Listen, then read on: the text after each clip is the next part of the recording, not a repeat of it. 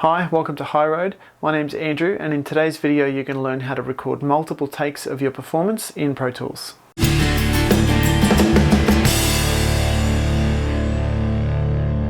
While this is a beginner video, it's kind of at the upper end of the beginner spectrum. So I'm going to assume that you already have the following knowledge: how to create a new Pro Tools session, how to create new audio tracks, how to assign audio inputs and adjust their levels, how to create a click track to a specified tempo, how to record enable your tracks and actually record something. I'm also going to assume that you're somewhat comfortable with the Pro Tools environment, that you are comfortable using the edit window, the mix window, that you can adjust the views to your liking, and you can find all the important menus that you need. If you don't know how to do all that, that's alright, but I suggest that you go back a step and watch a video that I made called How to Record an Acoustic Guitar in Pro Tools, which covers all of those things. Even if it's not an acoustic guitar that you're particularly wanting to record, that video will catch you up on all the necessary skills. In the meantime, I'm going to proceed with this lesson. Pro Tools is already open here. I've got my guitar, I've got a microphone, I've got my headphones on, and I'm pretty much ready to go. So the first thing I'm going to do, having already made my session in Pro Tools, is I'm going to create a new track. And this is just a mono audio track, and I'm going to name it Guitar Mic. And I'm going to choose my input, which on my interface is analog 9, and I'm going to record enable my track. And there's my levels. I've already adjusted all my levels before this, so I know it's all good. Next thing is I'm going to create a click track like that. And I know that the tempo I want is 170 in the time signature of 6/8, which sounds like this. Alright, well, I'm going to go ahead and record my first take. So I'm going to leave maybe 2 bars and then start playing, and it'll just be a short little segment for the purposes of this demonstration.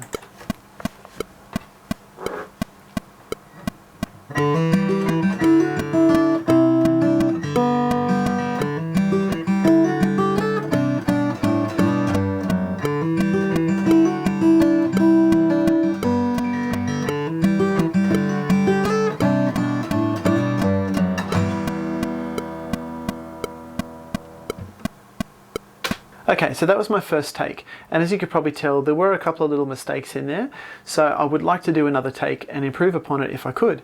That's normally how this works. However, if I just hit record and tape over that, then take 1 is essentially gone and take 2 has replaced it. Now, the disclaimer is Pro Tools doesn't really delete anything. Every take you do, every recording you make is all stored in the Pro Tools folder. But if you want to get back to take 1 after having taped over it, the only way to do that is to press Ctrl-Z, which is undo, or you can go through a bit of a complicated process where you go File, Import, and go hunting for that file and bring it back into the Pro Tools environment. But those are not ideal. That's not how it's supposed to work. Let me show you the better way.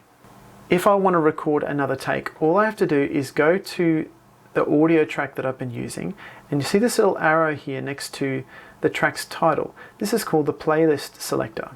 If I click on that and choose New, it asks me what do I want to name my new playlist. This is fine. It actually suggests a numbering system for you, which you can just go with. I'm about to create a new take called Guitar Mic 01. And there it is. It's like a blank canvas. If I want to go back to take 1, it's listed here. There's the first take.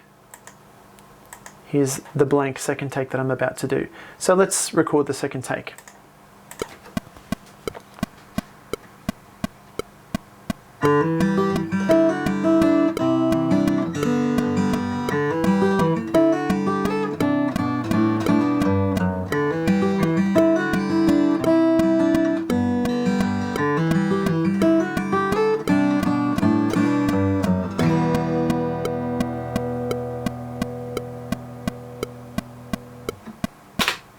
There you go.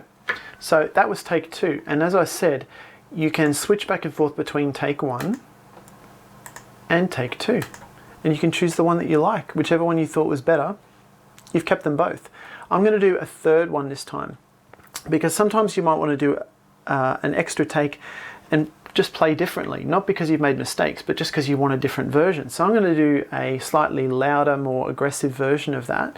I prefer the gentler version, but I'll do a slightly louder version just to kind of make the point. So all I have to do is go to this little triangle and go new, and it creates a third take for me. That's a third empty take. So once again, I'll hit record.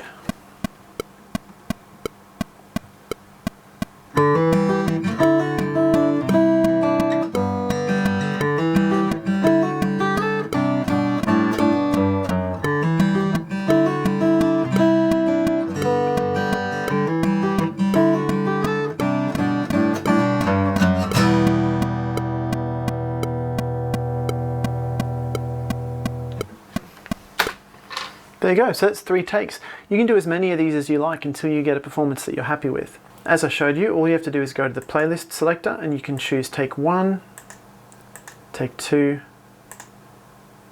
or take 3. Hopefully you're keeping up with all this, because I want to show you some slightly more advanced techniques which I think you'll find pretty useful. So the first one is you can change the view of this track by clicking on this button here where it says wave. You can choose the playlist view. And this is where you can see all 3 of your takes at the same time. I'm just going to adjust the size of these so we can see them all in the same level of zoom. So you can see down here, actually this is my first take, this one here, this is my second take, and this is my third take. It essentially just shuffles the order around depending on which one you select. So if I select my first take, then take 1 is shuffled to the top. If I choose take 2, that one gets shuffled to the top. If I choose take 3, that one gets shuffled to the top. But this allows you to see all 3 side by side, and it's a good way to spot obvious differences here. So for instance, the first 2 I played roughly at the same volume, and the third one you can see I played it much louder.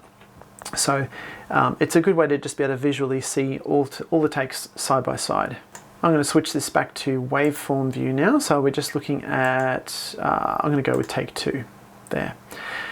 Now this recording has been done with 1 microphone, which is a mono recording, uses just 1 track, couldn't be simpler. But what if you wanted to do it with 2 mics? Or if you wanted to record with your mic and a guitar lead at the same time, which is technically not stereo, but it's still 2 inputs from the same source, and it would require 2 tracks. How would you do multiple playlists then if you've got 2 tracks to account for? Well, let me show you. I'm going to delete that track that I've just made, just to keep things clean on the screen. There we go. And I'm going to create 2 audio tracks here. I'm going to call the first one guitar mic and the second one guitar lead.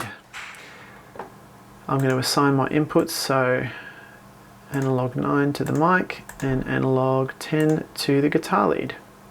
Alright, now at the moment these are 2 completely different independent tracks. If I was to try and create a playlist the way I showed you before, it would create 2 separate playlists. 1 playlist for the first track, 1 playlist for the second track. But we want to have playlists that are matched together.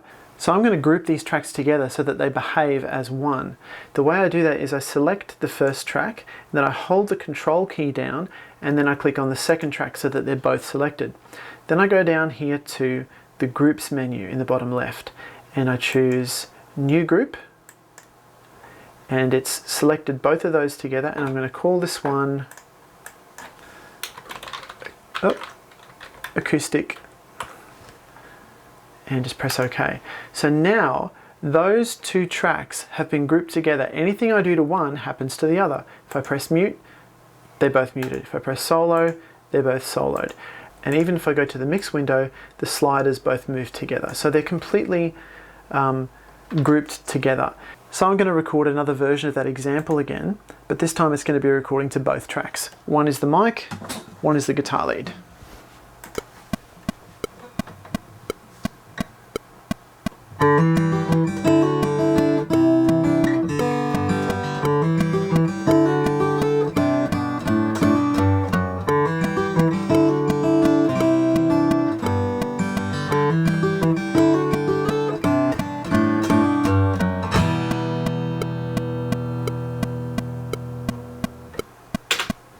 Okay, there it is. Now if I want to record another take, all I do is the same procedure. I go to either of the two tracks, press on the playlist selector, go new, and basically what it's done there is it's created a blank playlist for each track and they're numbered identically. So I can make another one, and now I've basically got three. Well, I've got my first take there, a blank playlist there, and a blank playlist there, and both tracks are in sync and acting as one. So if I select take 2 on one of the tracks, both of them switch to take 2. And if I select take 3 for one of the tracks, both of them switch to take 3. It's completely synced. This process is most useful if you've got 8 microphones on a drum kit. You can create a group of 8 tracks and record as many drum takes as you like, and all 8 tracks will be in sync as well. I'm going to leave it there for today. That's everything we need to cover so that you can record multiple takes of your performance in Pro Tools. However, if you want to go further, if you want to take this to the next logical step, if you want to edit together the best bits from all your takes into one master take, that's called comping, because you're creating a composite of all your best bits. If you want to learn more about comping, check out the link in the description for a video on that topic. As always, if you want to learn how to make music, record music, and build musical stuff, start now by hitting the subscribe button below and click on the bell so that you don't miss anything. Bye for now, see you in the next video.